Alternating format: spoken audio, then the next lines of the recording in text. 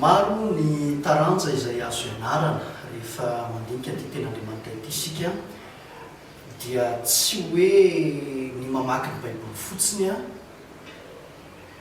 dia ampy amin'ny zavatra rehetra fa ao anatin'ity ten'Andriamanitra ity dia misy loahevitra be dia be azo tsoahana ary ny mpandinika izay nanao izay ahafahana mianatra nyity baiboly na ten'Andriamanitra ity a dia mamoaka lohateny na lohahevitra maro samihafa ahafahana mijery izay rehetra tian'Andriamanitra ho tenenina avy amin'ity ten'Andriamanitra ity dia ireny no ianarana eo anivon'ny toeram-panomanana isan-karazany. Ohatra raha ohatra ka mamoaka ny hevitry ny ten'Andriamanitra ianao a dia mianatra ny antsoina hoe famoahana ny heviteny.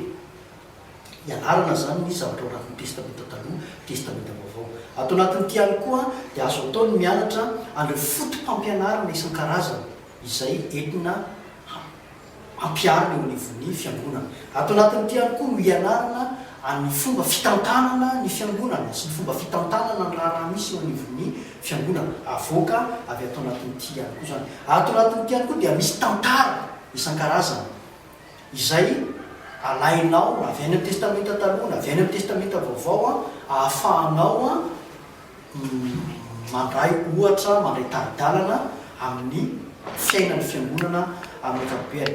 Ato koa misy tononkalo tononkira izay azo arafitra mba hoentin'ny fiangonana manatanteraka amin'ny fanompoana an'Andriamanitra ka samy manana ny anjara izay nomen'Andriamanitra azy mbola tsirairay avy ary misy tena manam-pahaizana manokana amin'ny taranja tsirairay avy ireo izay ifampizarantsika kosa amin'ity anjara ity a dia hiresaka mahakasika ny fiangonana isika hoe inona moa ny fiangonana tahatakany ahoana ny momba ny fiangonana, inona ny zavatra ambarany tenin'Andriamanitra momba ny fiangonana sy ny fiainan'ny fiangonana ray manontolo amin'ny fiteny izay andraisana azy amin'ny teny vahiny dia atao hoe eklésiologie no ilazana azy zany hoe fianarana momba ny fiangonana sy ny manodidina azy ka io no anjara izay hifampizarantsika mandritra ny lesona maromaro izay tiana hampitaina amintsika tsirairay avy sy hifanakambozantsika hevitra ao anatin'izao fampianarana izao.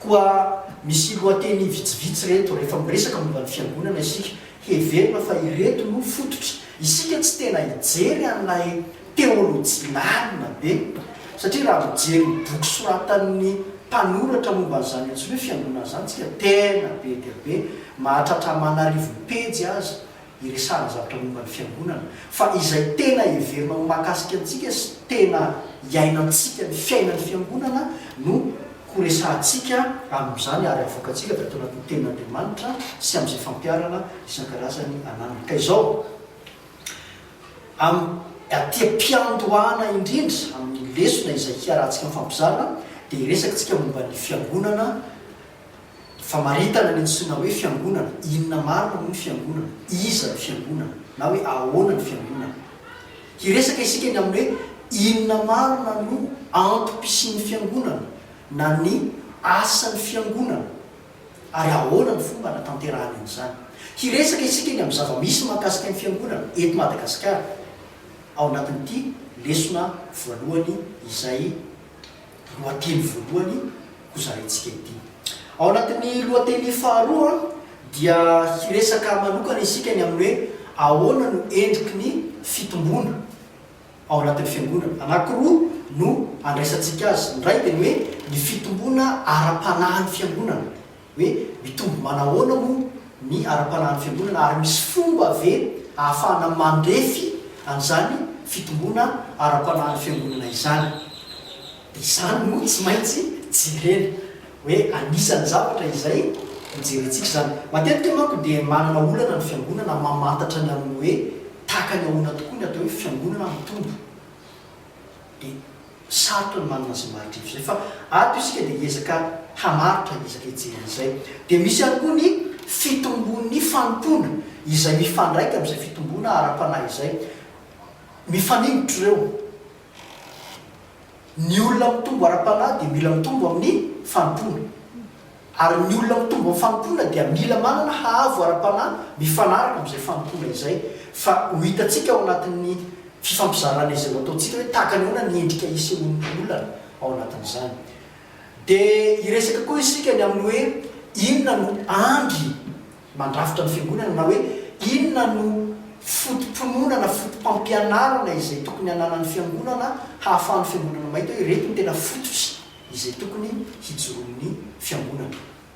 Iresaka tsika ny amin'ireo antsony hoe andry efatra hijoroan'ny fiangonana. Zay zany anankiray izay kojerentsika ihany koa dia kojerentsika tsirairay ireo rehefa ao aoriana. Ny voalohany amin'izay moa zany dia iresahana mahakasika ny antsoina hoe ny famonjena. Famonjena dia mandritra ny fotoana izay ianarantsika dia tsy misy tokony atahoranao na dia mety misy teny azo ao izay mety tsy voateny ho teny malagasy, mety ho teny amin'ny fiteny hafa fa manampy antsika reny ahafahantsika tomba amin'ny fahalalana mahafantatra ny zavatra tena misy marina. Ary ny faharoa dia zao hoe na dia tenenina amin'ny teny hafa aza ireny, amin'ny teny frantsay na amin'ny teny anglisy na amin'ny teny grika na amin'ny teny hebreo dia ho adikatsika amin'ny teny malagasy noho izany dia aza manahy aza matahotra ianao fa hifampizarany amin'izany isika. Ny teboka voalohany dia hoe ny famonjena na antsoina hoe soteria, zay izy amin'ny teny grika. Io zany lesona anankiray mitokana mihitsy izy hoe inona moa ny fototry ny famonjena, inona ny antsoina hoe famonjena, mampaninona ny famonjena ary inona daholo ny dingany tokony olalovana ao anatin'izany famonjena izany. Misy lesona maromaro ao anatin'ny lohateny anankiray raha ny famonjena jerentsika ohatra dia misy dingana maromaro lalovana ao anatin'izay lesona manaraka an'izay dia ny antsoina hoe ny koinionia, teny grika io, izay adika amin'ny teny malagasy hoe fiombonanaina. Inona indray zay antsoina hoe fiombonanaina zay ary ahoana no endrika isehoan'izay anatin'ny fiangonana, inona ny zavatra ambaran'ny tenin'Andriamanitra mahakasika ny antsoina hoe fiombonanaina io dia ho resantsika zay. Ankoatran'izay na ny manaraka an'izay dia ho resantsika ny amin'ny antsoina hoe ny fanompona na ny antsoina hoe diakonia, zay no dikany amin'ny teny grika. Inona no ahafantaran'ny fiangonana zany antsoina hoe diakonia na fanompona izany, ahoana no hevitry ny fiangonana, inona no fijery fiangonana ary inona kosa ny zavatra ambarany tenin'Andriamanitra mahakasika an'izay inona ny zavatra niaina ny fiangonana zany antsoina hoe diakonia zany tany amin'ny tantara tany aloha tany. Ary atao hoe ao amin'ny farany dia hiresaka tsika ny amin'ny antsoina hoe fijoroana vavolombelona na ny antsoina hoe martoria amin'ny teny grika. Inona ny antsoina hoe martoria ary ahoana no fisehoan'izay eo anivon'ny fiangonana, ahoana no fampiarana azy eo anivon'ny fiangonana, inona ny zavatra nambaran'i Jesosy Kristy mahakasika an'izany antsoina hoe fijoroana vavolombelona izany, ahoana no nanatrihan'ny mpianatra an'izany sy nanatanterahany mpianatra an'izany raha ny tantaran'ny fiangonana nijereo. Rehefa hianatra an'ireo isika dia hiainga avy amin'ny tenin'Andriamanitra mandrakariva satria isika dia ao anatin'ny fiangonana réformé calviniste izay manome toromarika ny amin'ny hoe ny tenin'Andriamanitra ihany no fototra iaingana ho amin'ny fanatanterahana ny asan'ny fiangonana iray manontolo. Zay ilay antsoina hoe sola scriptura, ny tenin'Andriamanitra ihany. Ka ny tenin'Andriamanitra no iaingantsika ahafahantsika mijery an'ireo zavatra maro isan-karazan'ireo eo moa ny fampiarana isan-karazana zay mety mitranga eo an'elanelan'ireny toromarika ireny. Dia zao ho izahantsika zany ny anomeny fototra ara-baiboly. Mampiasaintsika izay baiboly rehetra azontsika ampiasaina ka ahafahantsika mamoaka ny hevitra ary dia hitantsika mety tahaka ny ahoana ny mety hahazaman'izany. Fa mba hampamora ny fahazoanao azy dia hiezaka tsika hampiasa ohatra maro isan-karazana hoe inona ny ohatra mety misy amin'ny fiangonana maro samihafa, mety misy amin'ny fiangonana misy amin'ny fiangonana MTM ihany koa indrindra satria eo misehatra misy atsika dia ho raisitsika ny ohatra. Mety misy anarana voatontonona, mety misy anaram-piangonana voatontonona ao anaty fa manampy antsika zany ahafahantsika tena hoe mametraka ny tenin'Andriamanitra eo anivon'izany fiangonana MTM izany. Ankoatran'izany ihany koa dia misy ny fijoroana vavolombelona satria zay le izy hoe tsy velona ny zavatra anankiray, tsy velona ny tantara raha tsy misy vavolombelona izay mitantara ny zavatra izay miaina ny tao anatin'izany. Ka dia hisy ny fijoroana vavolombelona izay ao anatin'ny fizarantsika amin'ireo zavatra rehetra ireo. Ary ny farany atao hoe farany dia zao hoe mazana ny olana amin'ny fianarana ny tenin'Andriamanitra dia mijanona fotsiny ho teoria fotsiny le izy zany hoe zavatra vakina avy ato amin'ny ten'Andriamanitra dia zaraina dia rehefa dia mandeha mody ianao dia hoentinao mody le ten'Andriamanitra dia dia tsy tany le izy. Fa izay ho ataontsika kosa dia ny hoe ahoana ny fomba hahafahantsika mampiatra an'ilay ten'Andriamanitra. Raha mianatra momba zany koinionia zany tsika na fiombonana any, ahoana no mampiarana an'izany eo anivon'ny sehatra izay misy. Raha miresaka tsika momba ny hoe soteriana ny famonjena, mahafantatra an'izany ve ianao? Mahazo antoka an'izany ve ianao? Fa izany ny zavatra tsy maintsy ifampisarantsika an'izany. Raha te hijoro vavolombelona ianao, ahoana ny fomba ahafahanao manatanteraka zany fijorona vavolombelona izany? Dia ireo no hoezahantsika manatanteraka sy mifampizara mandritra ity fiarahana mianatra ny ten'Andriamanitra izay ananantsika ity. Ka ireo lohateny ireo zany no omeny fa ao anatin'ny lohateny tsirairay avy dia mbola misy lohateny kely.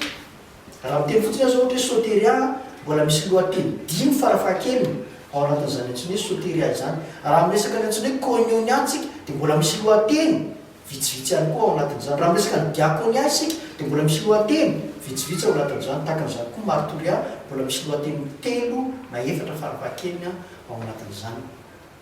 Inoko fa manampy antsika sa zavatra rehetra izany amin'izay ahafahantsika mifampizara ny ten'Andriamanitra. Ka na eo aza zany ireo lohateny ireo izay le fangazaintsika tany amin'ny tandohana sy tany amin'ny tany ambolohan'ny tany amin'ny hoe mety misy famadibadika ihany le izy, fa tsy maninona akory zany fa inona fa izay ho voarainao dia hisy taridalana hisy toromarika omen'Andriamanitra anao. Ny zava-dehibe dia zao hoe ho voarainao izay taridalanao ny tompo anao dia hampitombo anao amin'ny fanarahana an'Andriamanitra izany ahafahanao mandeha amin'ny fanompoana an'Andriamanitra. Dia miraso antsika indray ary zany amin'izany dia mba ho afaka tsara isika tsirairay avy tena hoe hanaraka araka ny tokony ho izy an'izany rehetra izany hitombo araka ny tokony ho izy ary dia manotena fa hisy vokatra tsara eo amin'ny fiainany tsirairay avy sy ny fiangonana izany fiarahana ny fampizara izany.